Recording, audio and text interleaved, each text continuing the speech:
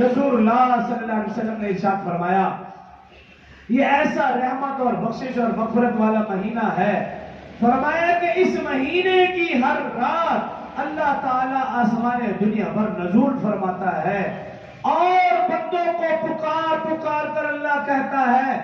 کوئی بخشش اور مغفرت چاہنے والا کہ میں اس کو معاف کر دوں، ہے کوئی رزق میں فراخی چاہنے والا وافر رزق عطا کرو، ہے کوئی مصیبت زدہ اس کو مصیبت سے آزادی دے دوں، ہے کوئی ضرورت مند حاجت مند اس کی ضرورتیں پوری کی جائیں، ہے کوئی بے اولاد اس کو نیک نورینہ اولاد عطا کروں۔ اللہ تعالیٰ اس رات، اس مہینے کی ہر رات یہ پکار لگاتے رہتے ہیں، اور جو بندہ اللہ کے سامنے ہاتھ اٹھا کر اللہ سے جو بھی مانگتا ہے اللہ اس رمضان قرآن کی برکت سے اس کی ساری ضرورتیں اور حاجتیں پوری فرماتا ہے۔